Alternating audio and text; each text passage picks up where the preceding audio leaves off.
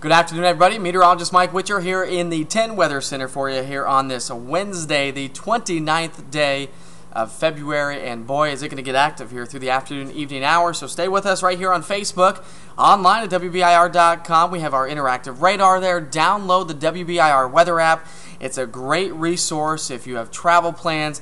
But again, if you are traveling outside of East Tennessee, make sure you stay tuned to your local broadcast, and also make sure you stay tuned to B97.5 on the radio if you're going to be in the car for the afternoon and evening hours, because the threat really starts to move in anytime during, well, really for the rest of today. So the risk is there. We're tracking a very strong cold front. It has already had the history of tornadoes, large hail, damaging wind, and the Storm Prediction Center out of Norman, Oklahoma has put us under a moderate risk for severe weather. What does that mean?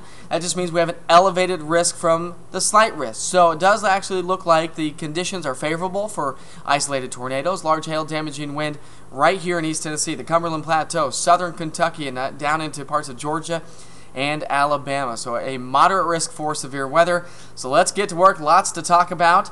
The Storm Prediction Center has also issued a tornado watch that does encompass most of East Tennessee and southern Kentucky, so most of our viewing area.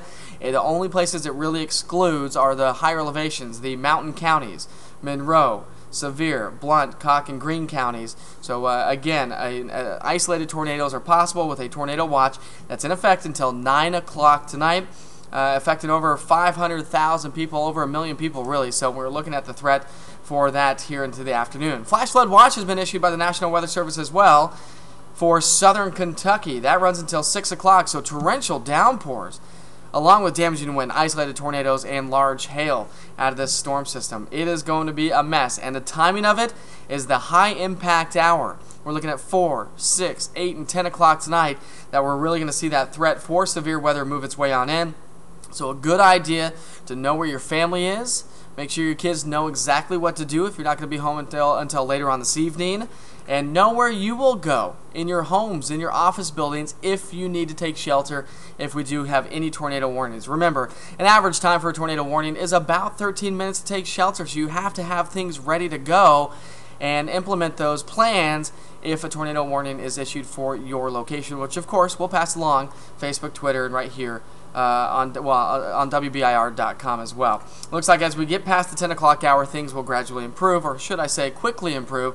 By tomorrow morning, we'll have patchy, dense fog developing. But boy, a warm and windy spring-like of an afternoon here at the end of February, and that's what's really the fuel to the fire, and a lot of energy coming together to provide the perfect ingredients to get all this to kind of come together this afternoon and through the evening hours. Lows tonight with patchy dense fog. Clear skies will be in the 40s and 50s. Looking ahead on your planner, sunshine and 70 tomorrow. So once we're done with the severe weather today, sunshine tomorrow. But then a slight risk for severe weather again Friday night to Saturday morning.